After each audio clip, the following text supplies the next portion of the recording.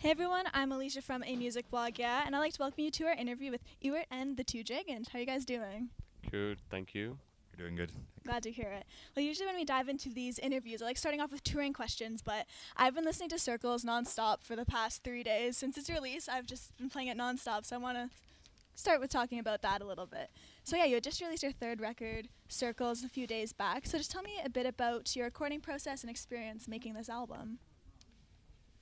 Definitely a fantastic experience. We recorded in the States in Seattle, or actually near Seattle in Woodinville, and in a studio called Bear Creek Studios, and really nice old barn house made in a studio in the 70s. Fantastic. Nice. Well, something I really enjoy about the record is how subtle the harmonies are, but they have such a nice impact. So just how did your love of harmonies begin and you started making it such a quintessential part of your sound? Um, well, to tell the truth, I would have to go back really long in history. First of all, I think we're all great fans of the Beatles, um, who use those vocal things really a lot. And then,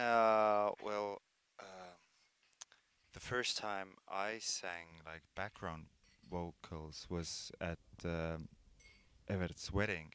Thing was that I had broken my hand, and I couldn't play guitar on the wedding, so I was forced to sing background Oh, vocals. okay. And then I discovered this for myself, and then after that, the guys could nobody could keep me from doing that. Maybe we should put this on an album. Yeah, and we forced Ivo to do that too, and now we all sing, and yeah, love that. Well, there's a song on the record called Getting Older, which is probably my favorite track on the whole album. And it really gives the sense of how the record's about coming of age. So I was just wondering if you could expand on that a little bit. Um, well, kind of a few years back, we all hit the big landmark, or might also be called landmine. What, the 3-0? Is that Yeah, it? the big 3-0, Yeah. yeah. And I mean, it's not really that tragic, but I think, something changes, even though you think that, Life I'm is over. I'm gonna stay young forever and do all that kind of stuff, but you get that tiny bit of extra perspective, and I think that's what we got.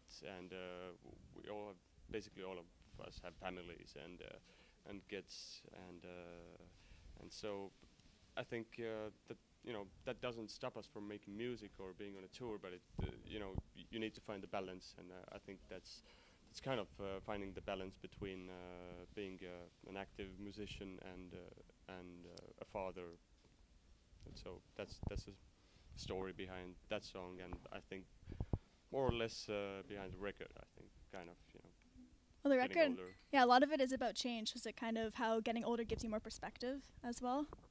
Yeah. Yes. Yes. I agree with that.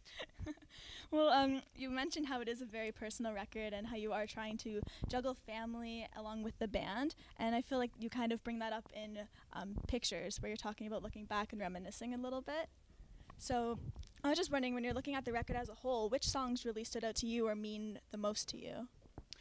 For me, definitely the title track, Circle. Circles, because it really is.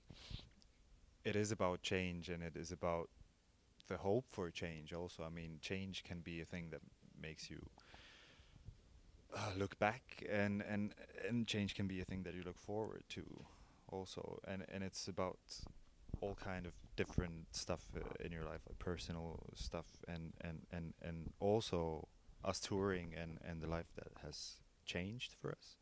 So it's about all that. As you had mentioned, unlike your first two records, which you recorded in your hometown, you recorded this one in Seattle. So did you find an influence of recording in America rather than home had an impact on the record or in any of the songs?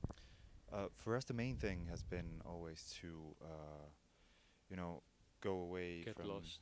yeah, to really get lost and switch off your phones, or no, not really, but but You to can't do that anymore.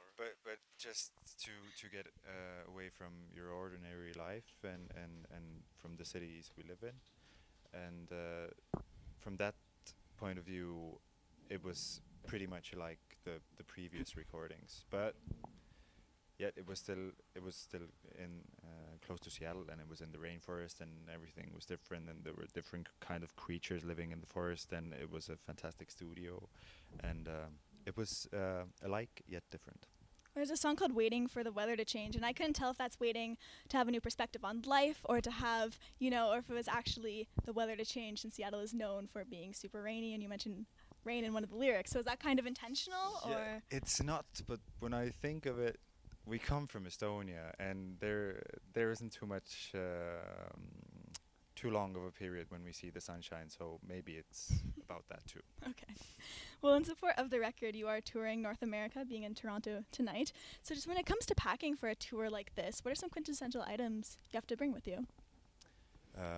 Instruments. Instruments. That would help a little bit. Instruments.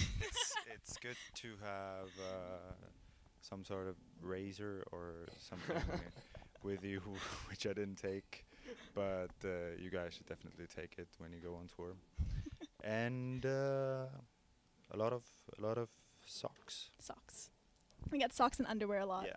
Yeah. It's actually a bit difficult because after we finish up here in the East Coast with heavy minuses, we're heading to Los Angeles, and that's like plus. God, I don't know. It's warm. I don't know your numbers because they're Is different. it Celsius here? Yeah, Yeah, Celsius. it's Celsius Okay, here. so plus 20, and So, So what do that- you pack? That brings us to swimwear. Essential. Yeah, 2 duffel bags, right? Yeah. Well, along with this tour, you've also announced a slew of festival dates for the summertime. So if you could curate your own festival lineup, who would you like to be part of that? We discussed it just recently. So we thought us and Metallica and Really? James Blunt. Really, that's an interesting combination. It is interesting. We were trying to come up with something really interesting. But yeah, that would be pretty funny, I think. Nice.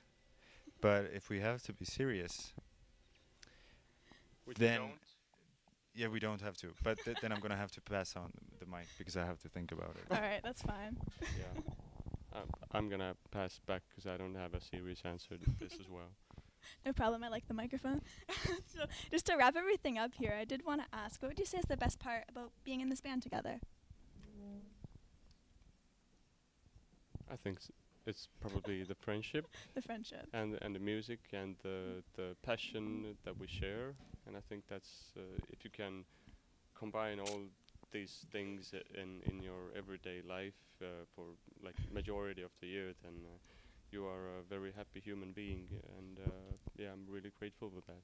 Well, I just want to say a big thank you to both of you for taking the time to have a chat today, and thanks to everyone at home for watching our interview with Ewert and the Two Dragons. Once again, I'm Alicia from A Music Vlog, yeah, and remember, for all of our exclusive interviews with your favorite artists, visit us at www.amusicvlogya.com.